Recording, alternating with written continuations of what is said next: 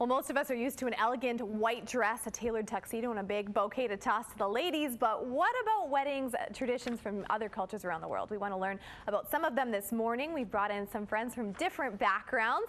First of all, we will welcome Ming-Shu Yang. She's here to share about the Chinese culture. And Ming-Shu, I want to ask first about this beautiful outfit that you're wearing. Tell us about it. What I'm wearing is a traditional Chinese dress worn at weddings, and we call it qipao. Yeah, and Chinese wedding customs differ from region to region. So in my hometown, the bride will wear a wet wedding dress at the beginning of the ceremony.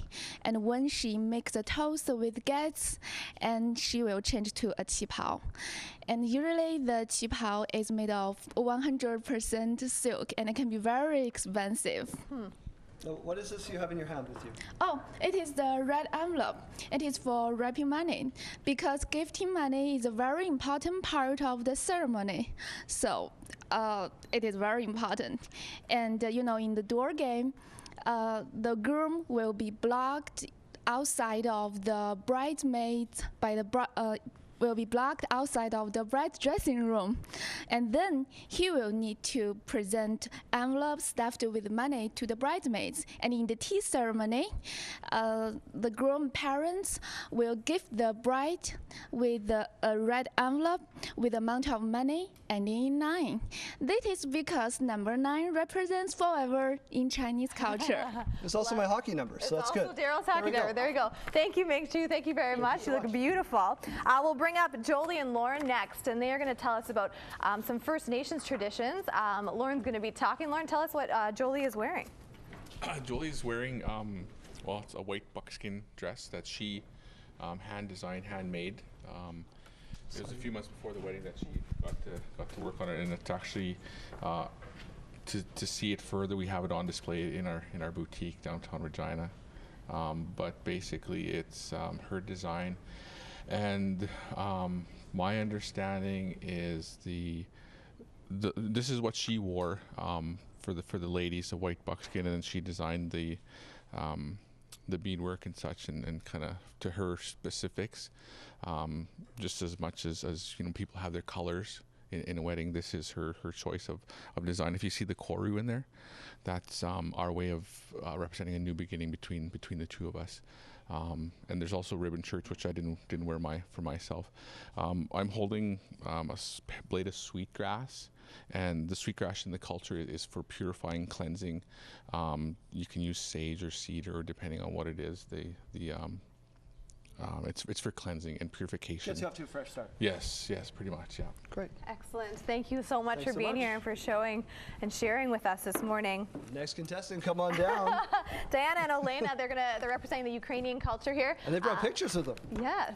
Diana, tell us what you have. This is the wedding icons. Sorry, I'm kind of holding it. These are the icons that the wedding couple brings to their ceremony, and it signifies that this is going to be the start of their Christian family life, and so they keep these for themselves. Then also part of the ceremony, there is the wedding runner, if I can, and the couple stands on it through upside down. Yeah. Oh, it's like the Canadian flag. There we go. Fix that. There we go. The wedding couple stands on this throughout the whole ceremony, and it signifies that they are taking their first walk of life together. There's also a couple other traditions, the tying of the hands of their right hands together, meaning that they are joining and becoming one. The couple comes together into this service, into the church. They come in together, whereas traditionally Canadian weddings, the father will walk the bride down the aisle, but this is something that the couple does together, and they say that this is what they've done. They're doing this jointly together, and they do this together. I know. Elena is holding something. We'll have to ask you in the break, because we have to keep the train going. But we'll ask about that, because I know that's not a traditional wedding cake. But we'll ask about you that in the break. Okay, we'll bring up Neelu Sachdev and Gurjeet, who represent the Punjabi wedding in India. If we needed color, this is definitely it this morning. I almost wore the same thing, which would have been really embarrassing. Yeah, totally. Tell us about this. Okay. Gurjeet is wearing a Punjabi wedding dress, which is a tunic and pants. And as you can see, they're very ornately decorated. Red or shades of red are very important in any Indian wedding. And this is another example of another veil that a bride might wear. Also, Gurjeet is holding a couple of things that are also very important to a couple in an Indian wedding. This is called a Mangal Sutra, the necklace that's given by the groom to the bride, to an Indian bride.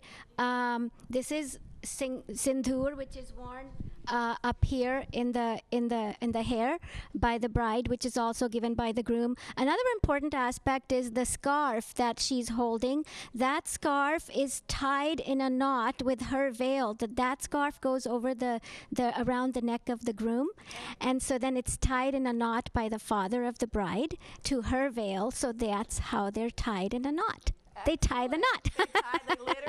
They literally tie the knot. Yeah. Thank you ladies so much for coming in. Thank you to everyone that joined our cultural wedding segment. Hopefully you learned something new today.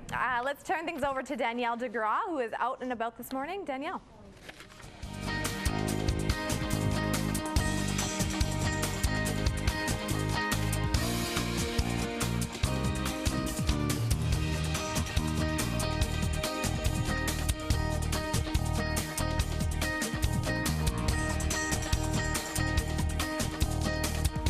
Time now for the big old morning smile. This is what you've been waiting for. I mean, that was beautiful. That was beautiful. I love that, and all the different dress that people wear and the color.